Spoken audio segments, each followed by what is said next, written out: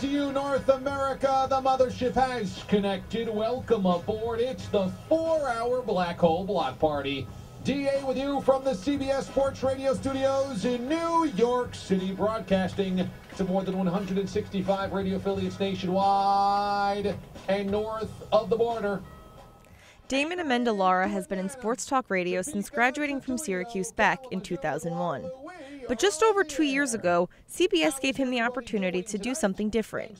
DA, as he is more commonly known, had the chance to take his brand coast to coast with a national radio show.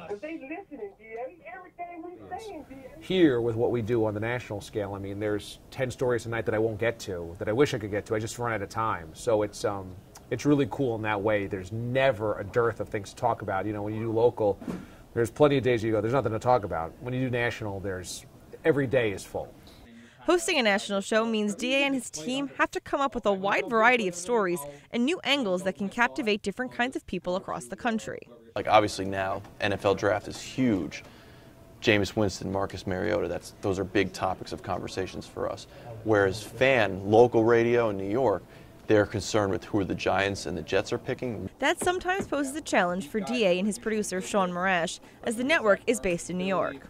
You got to know what's going on in Florida. You have to know what's going on in Michigan. You have to know what's going on in Dallas. And trying to condense all that and trying to find the proper story that's going to get everybody talking is very difficult.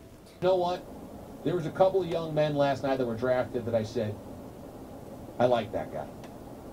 That guy. And getting everyone talking is one of DA's main goals each show. One of the ways he does that is trying to stand out in a crowded field. I've always approached the show as trying to sound different than a normal, everyday, cookie-cutter sports talk radio show. There's a lot of that out there. That's almost all you ever hear. Sports talk sounds the same. It's usually two old white guys bickering back and forth. One of the more distinctive features of DA's show is the way he gets his listeners heavily involved. And I think the one thing that's unique to the DA show is the callers, because we get a lot of really interesting personalities calling in, but I think it's what makes the show good. Besides outside opinion, DA also likes to get his staff involved as well, both on and off the air. I think it also helps that we have guys that work on the staff like Mraz, like Ward, like Steve-O, that have personalities, and I want to hear from those guys so that it kind of sounds different. DA has his guys use those personalities both for the pieces they produce for his show and in some of the activities they take part in. The crew has done everything from music videos to eating contests to really engage with its audience. Oh boy, oh boy. Eat it without hands. No hands. No hands. No hands. No hands, and now he is twerking his face. He's twerking his face. That's good.